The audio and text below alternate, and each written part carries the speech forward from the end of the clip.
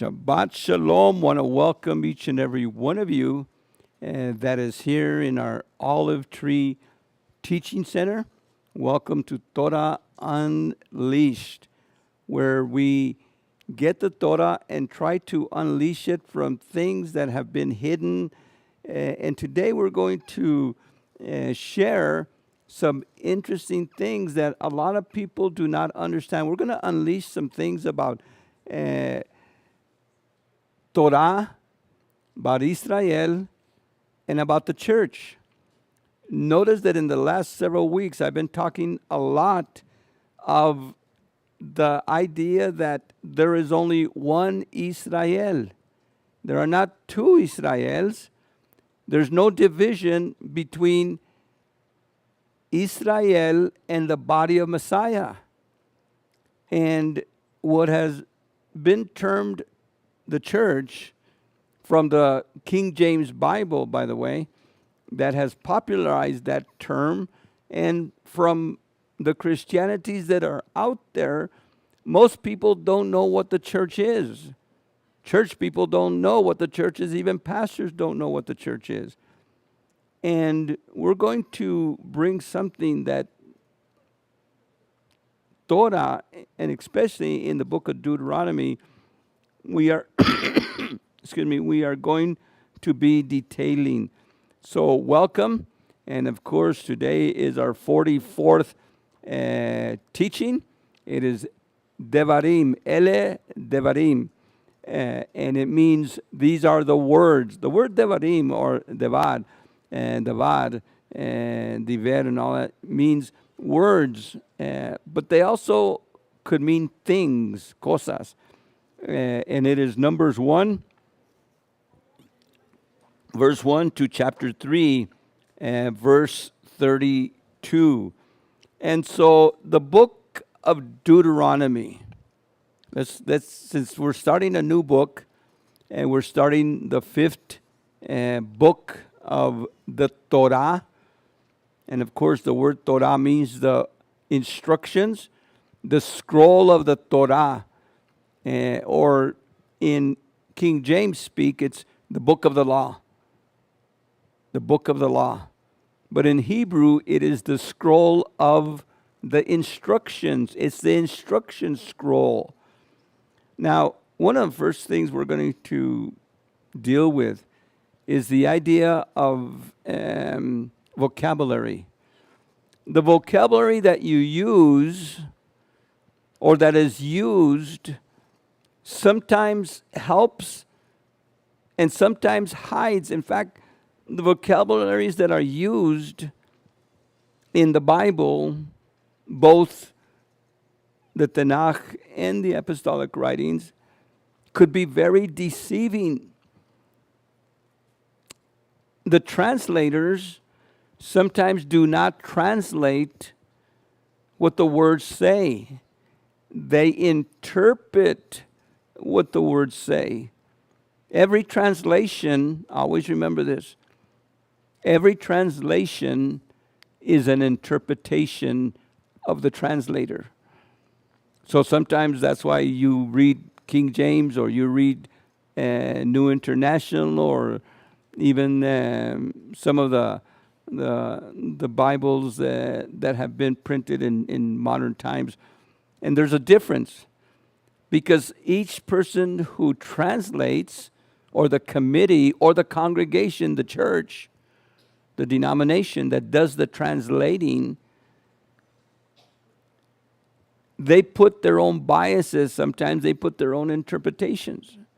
And this has been done from the beginning, as it went from even Hebrew to the Greek Septuagint, about 200 years before Yeshua.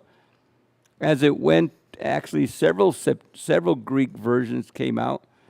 As it went from also Hebrew and the Greek apostolic writings to Latin, and to other languages, to German, English, and today in many languages of the world. There are some translations in Spanish that I really like, because the Spanish, for some reason, brings out some nuances of the words that the English doesn't. So for those of you that read Spanish, I have the Jerusalem Bible that I use, and I also have it in Spanish. And I've been noticing that I like the Spanish Jerusalem Bible, sometimes even better than the English one, because it brings out some facets that I hadn't seen before. So the Hebrew name for the book of Deuteronomy is Devarim. It means words. It could also mean things, but in this case it means words. An ancient name for the book of Devarim is Mishnah HaTorah, which means a repetition of the Torah.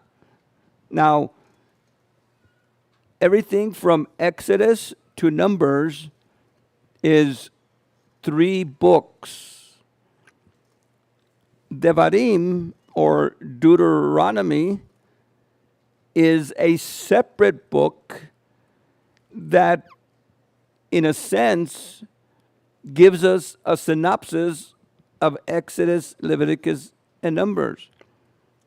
The book of Deuteronomy, from the Greek Septuagint, means second law. And that's why Mishnah HaTorah, a repetition of the Torah. And the word douros is second, could mean 2, but second, or repeating of the law. Nomos is the Greek word for law, nomos. The book of Deuteronomy, then, is a very important book because it encapsulates everything from Exodus, Leviticus, and Deuteronomy, and Numbers. The outline of the book of Devarim is the last month of Moses. This is his last month. The book of Deuteronomy covers a 1-month period. And there are 3 addresses.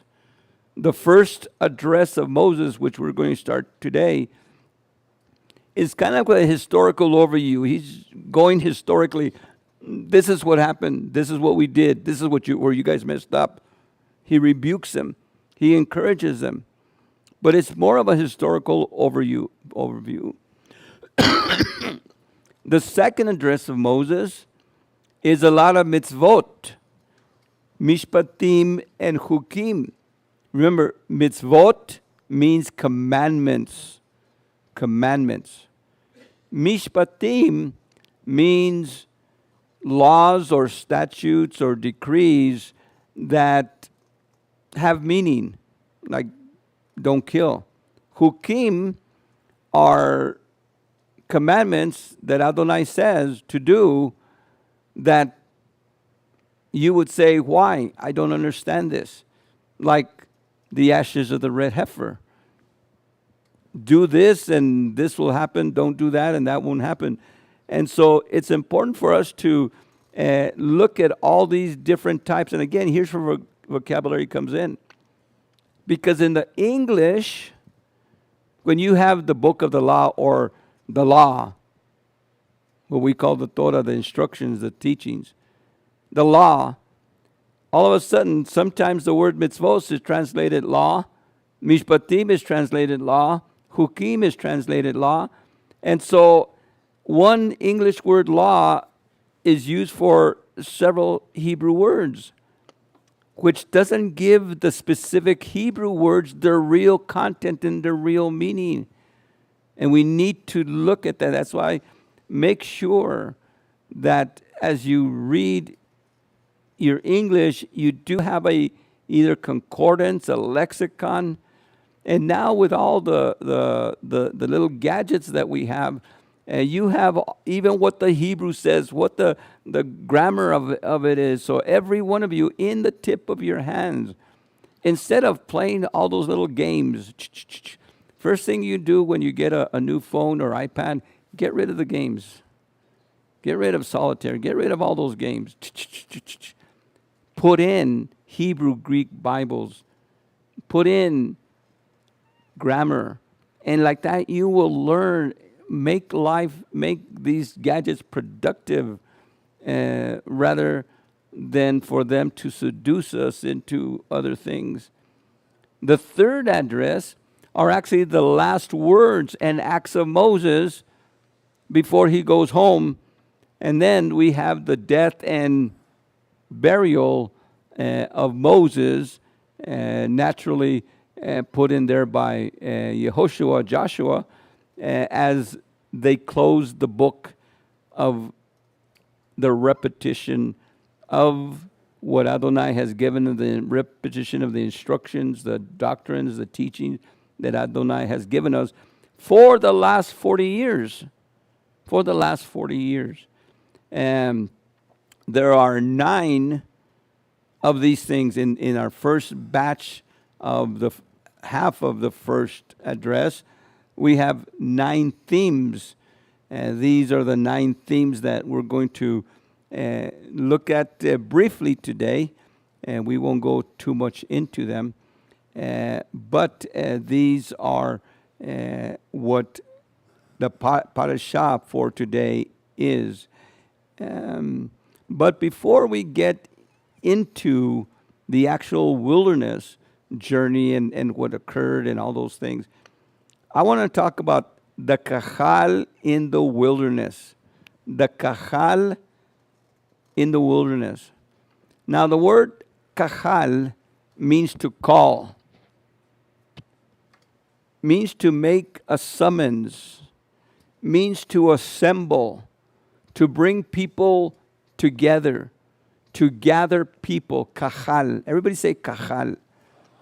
Now, we are a kehillah. We are kehillah olive tree, which means that we are an assembly, that we've called ourselves olive tree. And we've called ourselves olive tree because that is one of the main visions I have about the body of Messiah, about Israel. Israel is the olive tree of Elohim, as we've explained in the last several weeks. The olive tree is who Israel is at its core. And we're talking about the olive tree from the formation with Abraham, Isaac, and Jacob, with the 12, with the descendants of the 12 going through the kingship, David, Solomon, the prophets, everything about Israel. And part of the olive tree, if you remember in Jeremiah 11, 15 and 16, is that branches were cut off from the olive tree. Branches, people that were Israel, people that were by blood, by a group of people, a race, if you will, from today's wordings, were cut off actually from the olive tree. And even though they were blood Israelites, they were Judeans, they were from the tribe of Asher, Naphtali, they were from all 12 tribes. They were cut off, and they were cut off because of their unbelief. And it says they were going to be burnt. And so there's a pile of dead branches that are Israel, but are not part of the olive tree of Israel, and they are apostates, and they've gone their own way. They have not kept to Torah.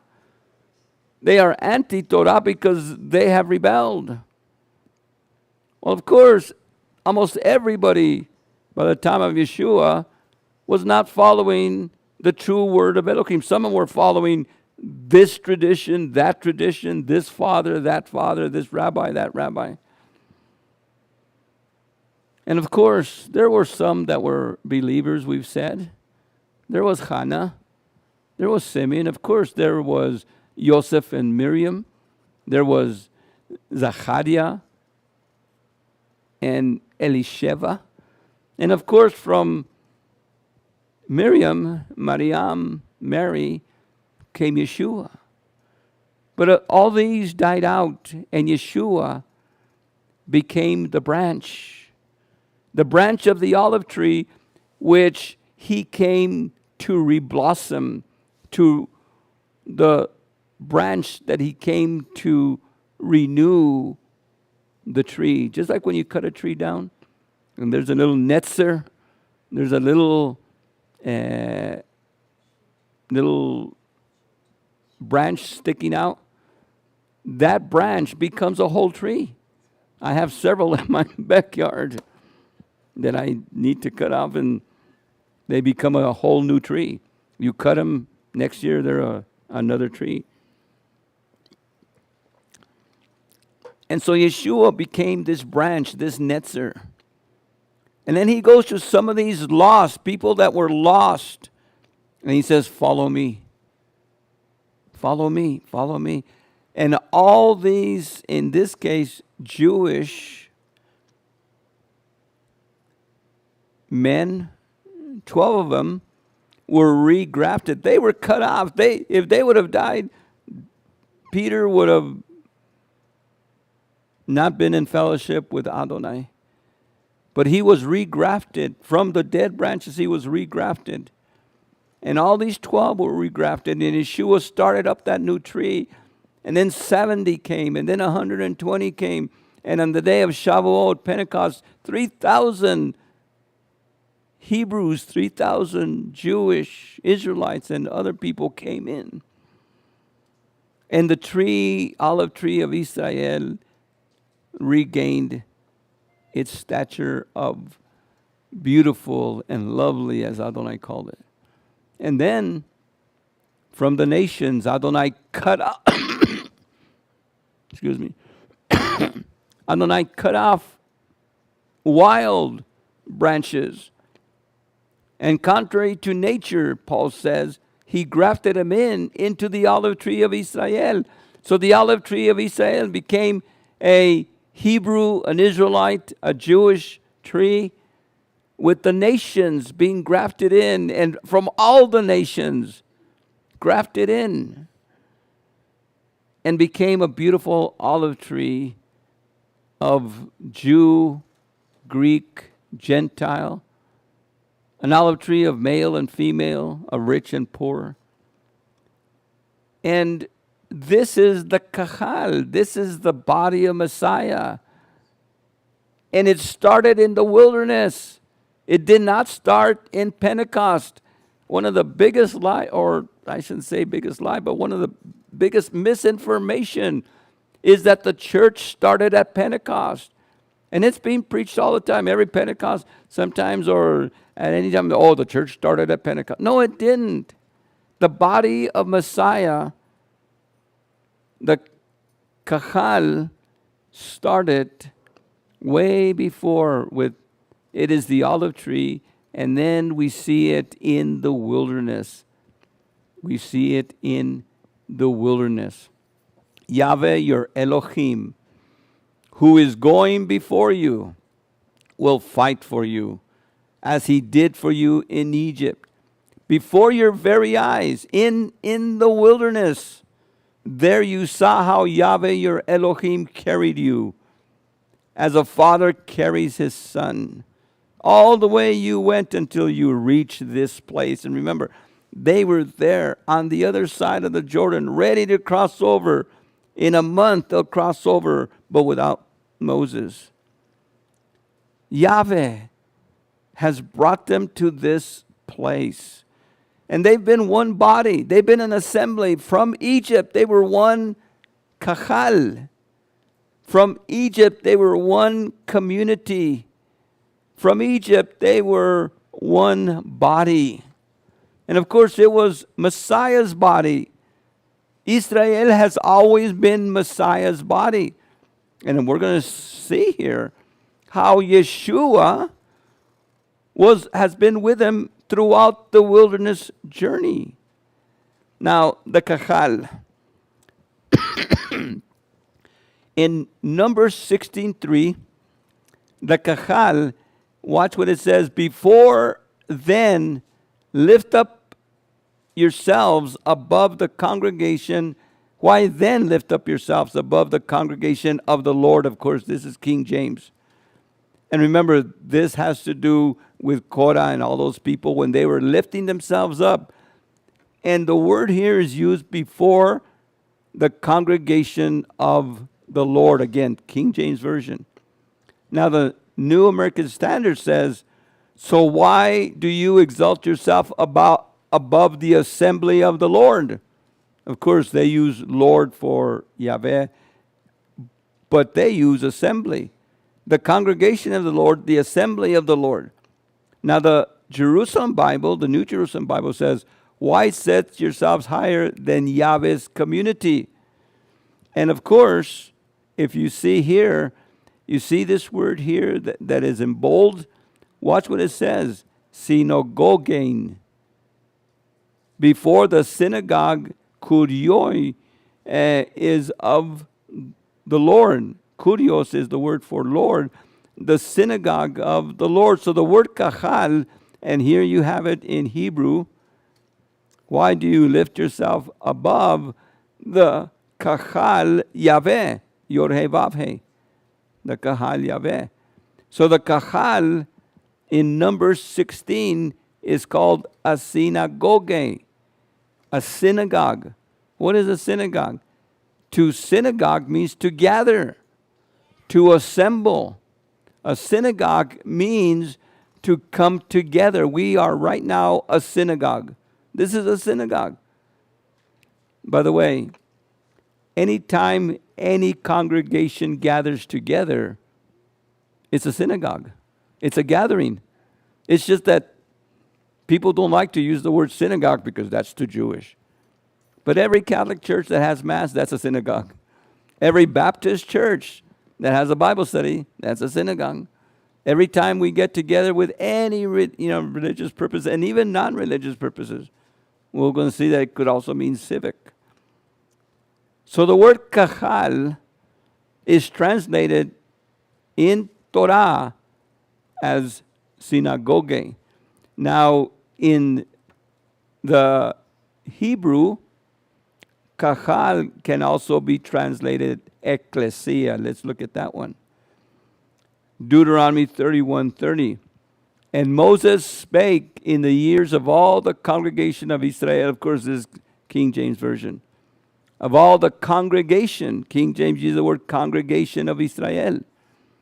Now, the New American Standard says, then Moses spoke in the hearing of all the assembly of Israel.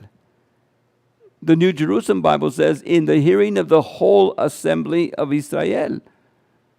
So the word kahal is translated as assembly, congregation, synagoga, but it's also translated here as the word ecclesia. You see this bold here?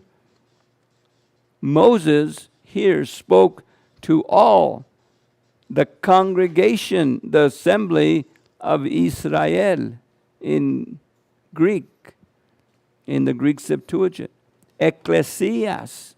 Ecclesias is the Greek translation, and this is hundreds of years from ancient Greek of the word kahal.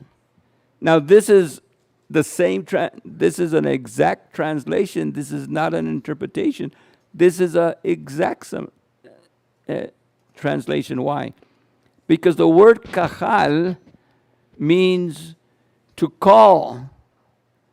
The word ecclesia comes from two words, ek, which means out of, and then kalos. And to ecclesia means to call out. To call out. We have here a calling out, an assembly.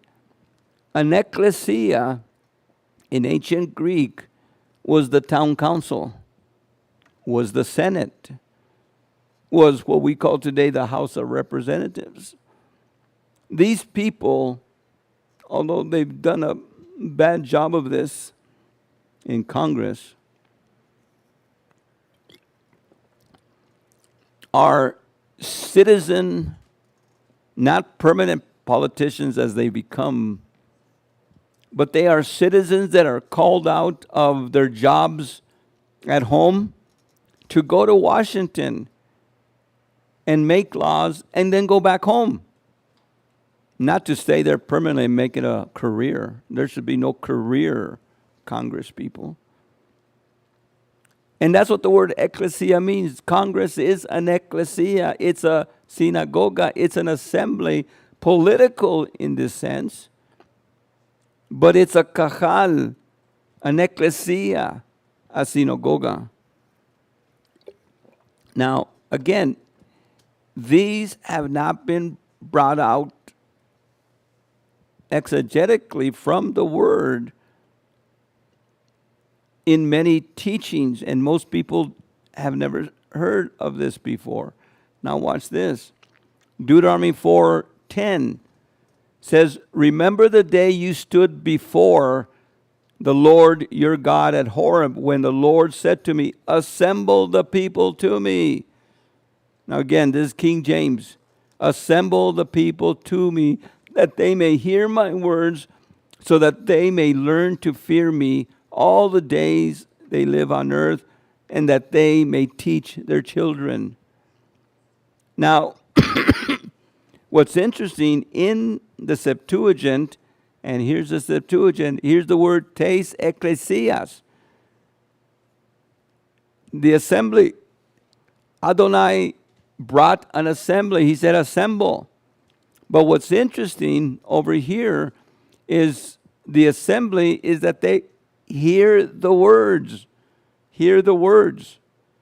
and that they may fear, obey, and teach their children.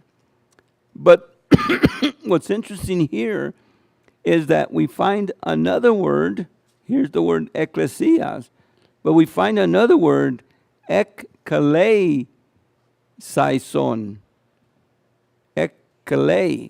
Kaleos, kletos, and all those root words means to call. But here, ekkaleseason means to preach. How many have ever read the book of Ecclesiastes? If you read the book of Ecclesiastes, how does it begin? These are the words of the preacher. The preacher. A preacher is an ekkleseason, to preach, to speak, that they may hear. Now, definitely, this Deuteronomy verse is an interpretation, not a direct translation, because you don't see that in the Hebrew, but an interpretation of what Deuteronomy 4:10 is saying in Hebrew. Assemble them, that I may preach to them, that I may speak forth to them, that they may hear. The word to speak, to preach, is put in there by the scribe of the Septuagint. Now, over here in the Hebrew, we have the word ha-kachal. Ha-kachal. So, assemble them. Here's the word. Assemble them, that they may hear. And again, in the Greek, akuo means to hear. The rhema, the rhema word from Moses. And of course, the word in Hebrew here is shema. That they may listen to the words. Now, when you have listeners, you have someone speaking. That's why the Septuagint adds the to preach, the preacher. And so we have that, excuse me. Now, go with me to the book of Acts. Go with me to the New Testament. We're going to see something here.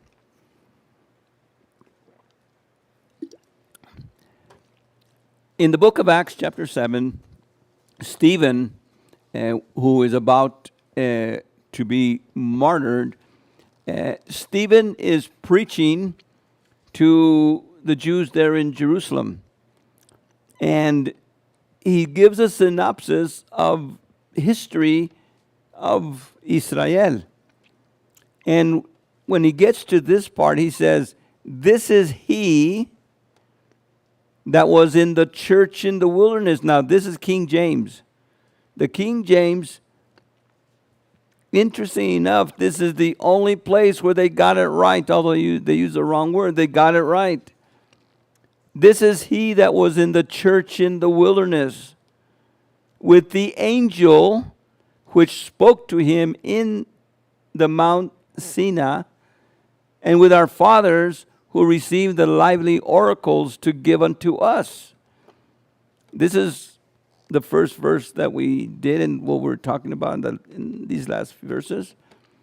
And watch what it says.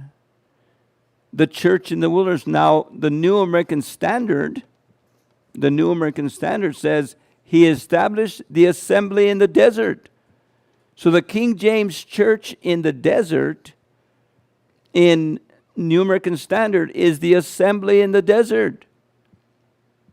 It was he who was with our ancestors and the messenger who had spoken to him on the Mount Sinai. It was he who was entrusted with words of life to hand on to us. But it was through the angel or through the messenger. Remember, the word angelos, malach in Hebrew, angelos, the angel of Yahweh, is the pre-incarnate Yeshua. Every time you have the word angel of Yahweh, of course, he wasn't an angel. But the word malach means a messenger.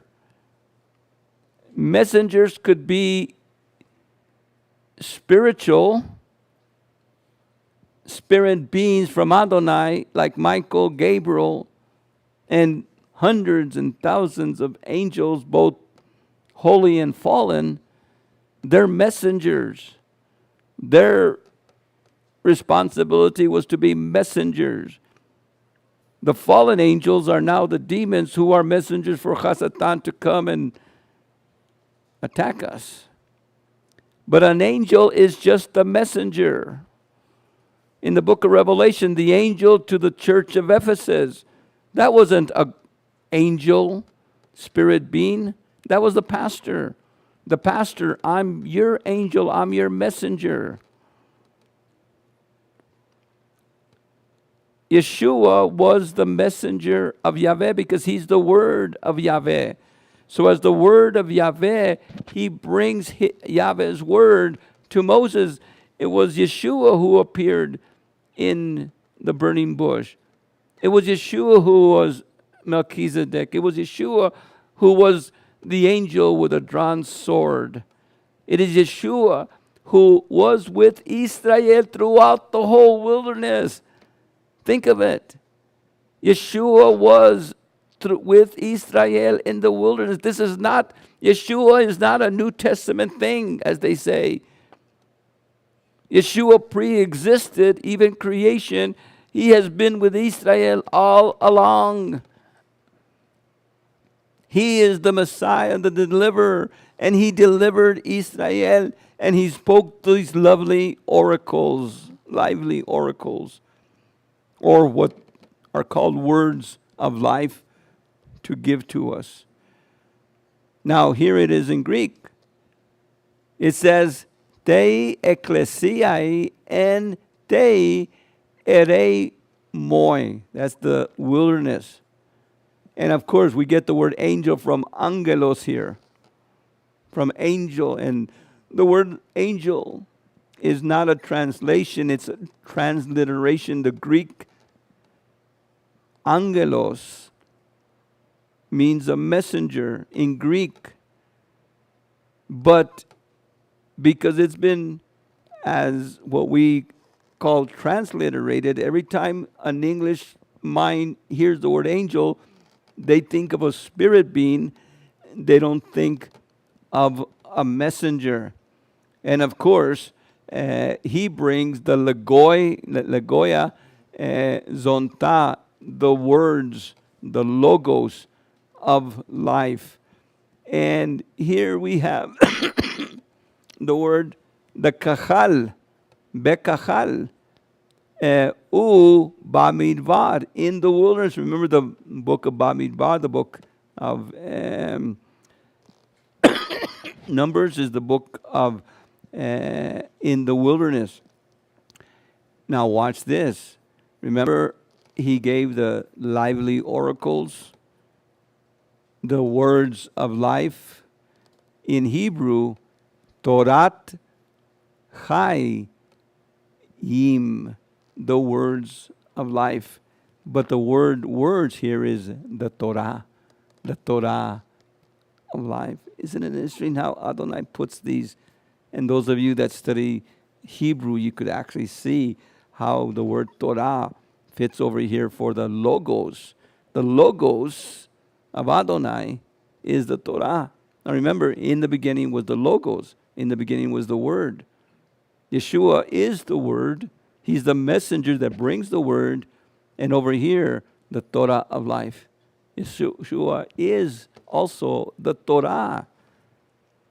All these dots fit together so, and we miss them constantly. We need to go back and study these things.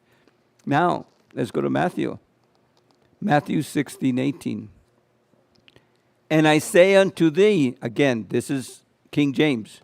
And I say unto thee, thou art Peter, and upon this rock I will build my church, and the gates of hell shall not prevail against it.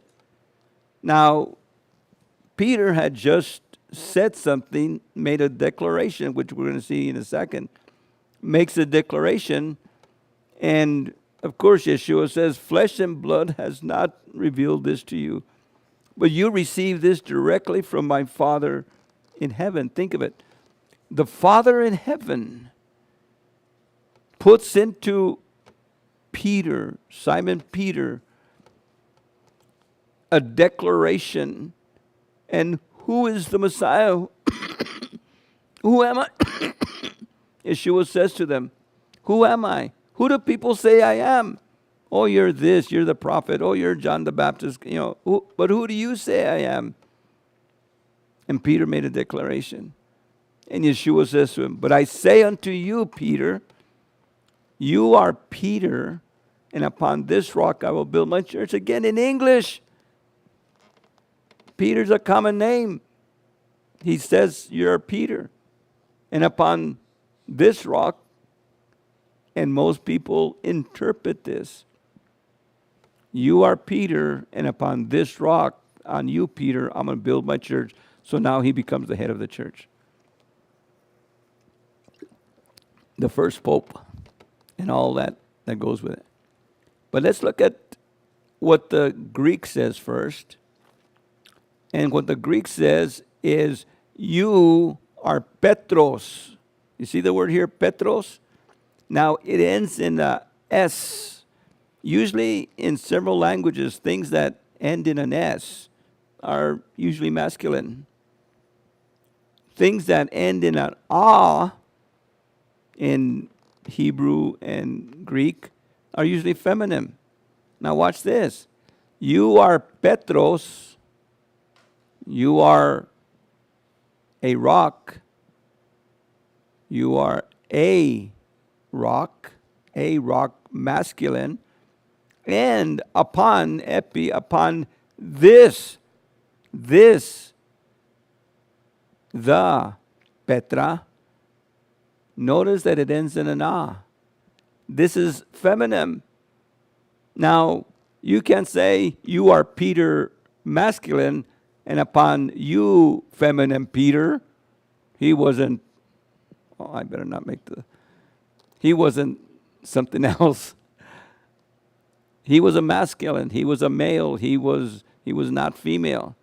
Petra is female. It's feminine, grammatically feminine. Well, wait a second. Upon you, Rocky, let's call him Rocky. That's his nickname, Rocky. By the way, do we have anyone here with the last name Johnson? No Johnsons here. His name was actually Simon Johnson. His real name was Simon Johnson. Because remember, he's son of John. So his name was actually Simon, son of John. Today, we don't say son of John, we say Johnson. So his name was Johnson. But they call him Rocky. Yeshua gave him Rocky. You are Petros. You are a rock. You are rocky. But upon the rock, it says here, I will rebuild or restore my ecclesia, my kahal. Now, what's interesting here is this word, oiko. Oikos is a house. It's a house. But the word here, domeso, oiko, domeso, is like to remodel or rebuild, restore a house. It's not, I will build my church. Wait a second. With using the word build, doesn't that give you the idea that Yeshua is starting a new structure? The old structure, Israel, is gone. They're obsolete. Now Yeshua comes to build a new body, a new assembly. No. Yeshua came to rebuild, to restore. Remember, the olive tree of Israel wasn't cut off and Adonai started a Gentile olive tree. No. It is the olive tree of Israel with Yeshua as the netzer that began and restored Israel, brought the dead branches and brought them back, got wild olive branches, and together one new man, Jew and Gentile, one in Messiah, one in the olive tree. We sing that song. But watch what over here in the Hebrew. In the Hebrew, the word Petros is translated as Kepha. Kepha is his Hebrew or Aramaic Aramaic word for stone, for rock. So Kepha or rocky, you are rocky, and upon this Hakaf, upon this rock, I will build my kehilati, my kehila, my kahal. The kahal of the wilderness was rebuilt by Yeshua on the rock. My translation, so now I say to you, you are Kepha or Petros.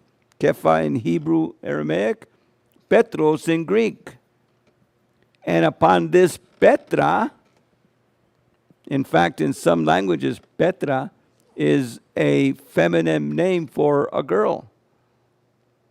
A feminine name for a girl, Petra.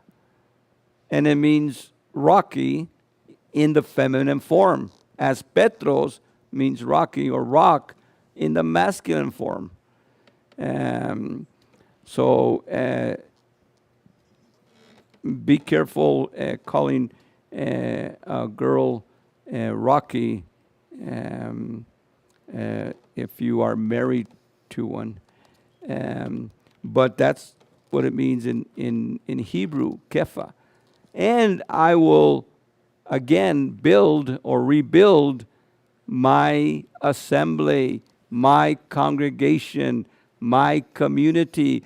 There's only been one community of Adonai, one assembly of Adonai from the time of Abraham, Isaac, Jacob, the 12, going on, going through David, the prophets, and all of a sudden now we have Gentiles coming in and one body. We are one in Messiah. And the gates of the grave, by the way, again, the King James Version says the gates of hell. The word hell here in the Greek is the word Hades. Here it is, Hadu, or Hades in English, modern English, is the word Hades. And Hades is not the lake of fire. Hell is not the lake of fire. Hell is the grave. Everybody goes to hell. Everybody goes to the grave. Everybody dies and goes to the grave. Now, some of those that die and go to the grave will go to everlasting life, and some will go to the lake of fire. And at the end, all those, even hell itself, it says, will be thrown into the lake of fire. Again, because we don't get the vocabulary right, sometimes and so when somebody says everybody goes to hell, oh no, look at it linguistically, look at it according to the vocabulary. I will rebuild my assembly, and the gates of the grave can never overpower it. In other words, death has no authority over the body of Messiah. Death has no authority over the body of Messiah. What is the rock? Oops. What is the rock? Matthew 16:16. Then Simon, in the New Jerusalem Bible says, then Simon Peter spoke up and said, you are the Christ, the Son of the living God. You are the Christ, the Son of the living God. Now, in Greek, Simon Peter, Simon Petros, says, you are the Christos, ho huios tu theou tu zontos. You are the Christos. Christos is the Greek word for Messiah, the Son of God, the living one. And again, my DIO translation. And Simon Peter answered and said, you are the Messiah, the Son of the living Elohim. In other words, you are Moshiach ben Elohim.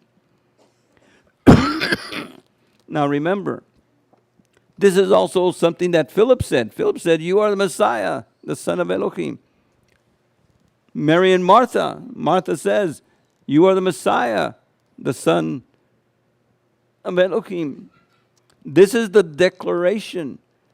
To be a believer, one of the foremost foundational truths that need to be taught is that to be a believer, you must declare, you must believe, you must know that Yeshua is the Messiah.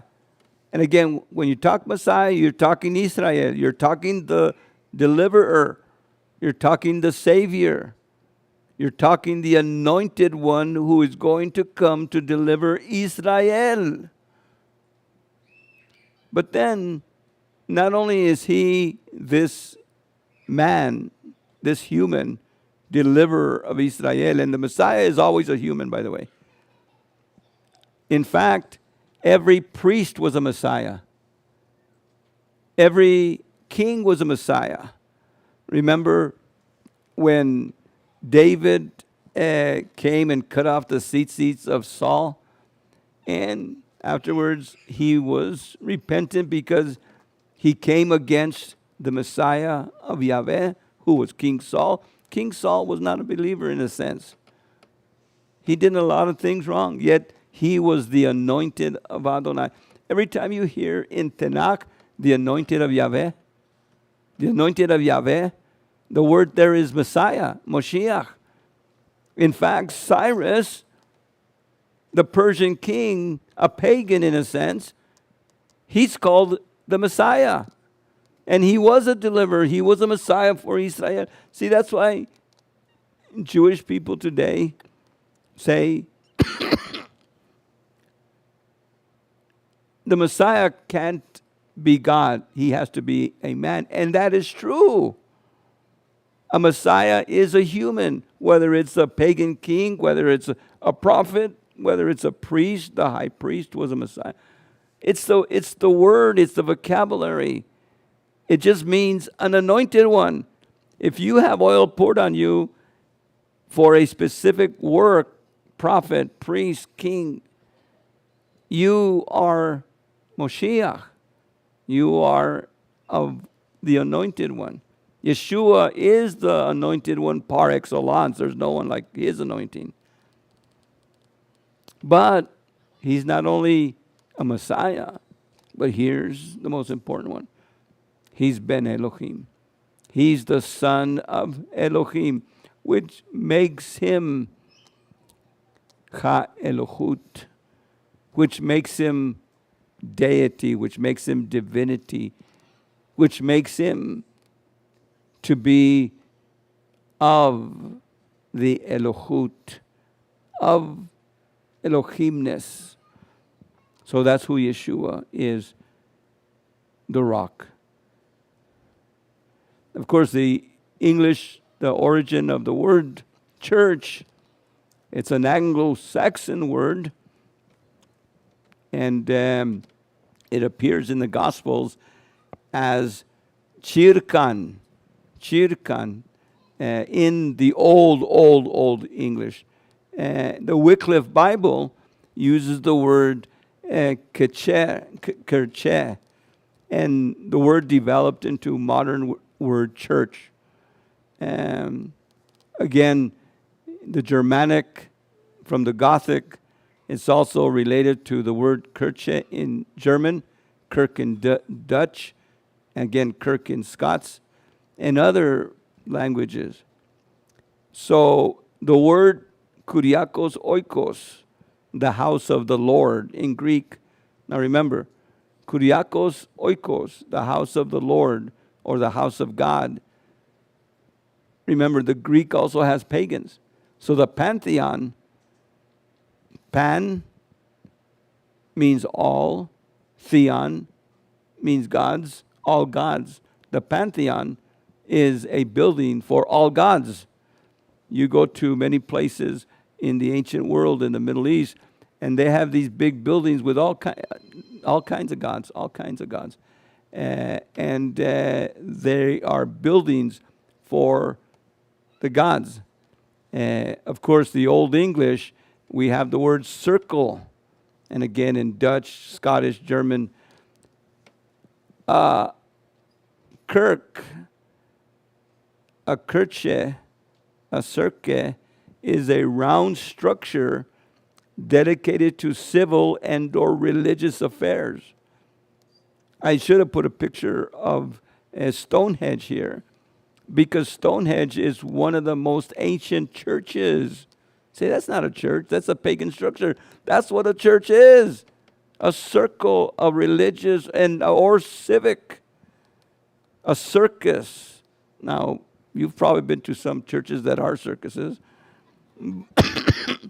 but it just means a circle, and they would gather around.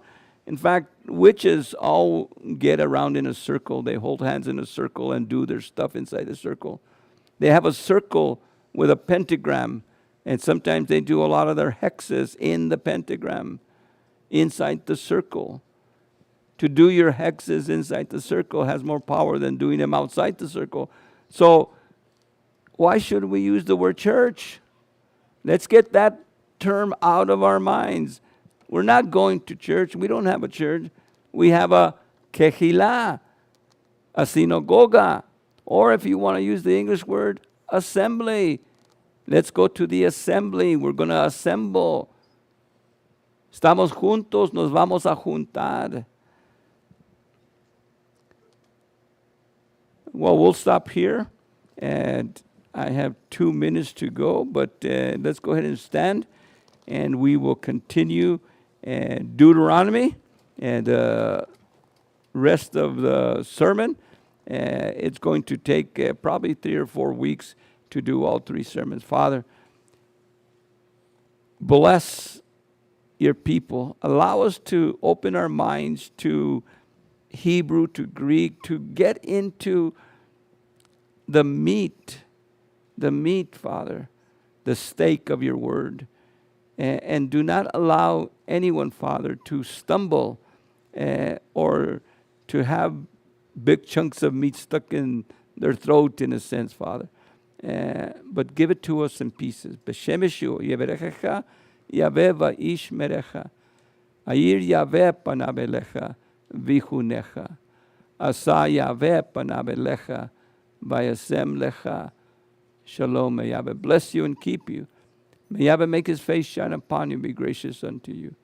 May Yahweh lift up the light of his countenance upon you and give you his peace. Shalom, shalom. Have a good day. Shalom, shalom. Welcome to Olive Tree Fellowship and Torah Unleashed Ministries.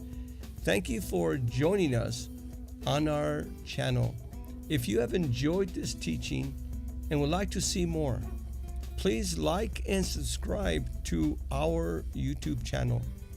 Don't forget to click the notification bell so that you can be notified when we have new videos. If you would like to support Olive Tree Fellowship and Torah Unleashed Ministries, please visit us at olivetreefellowship.com or torahunleashed.org. We thank you for your past support and hope to continue with you.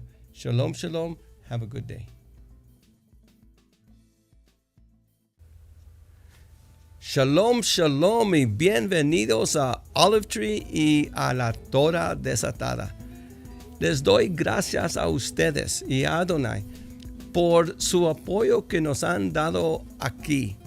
Y si quieren continuar a hacer una donación, pueden ir aquí en torahunleashed.org o en olivetreefellowship.com y ahí pueden dar una donación. Su apoyo, su ayuda es importante en estos días. Shalom, shalom.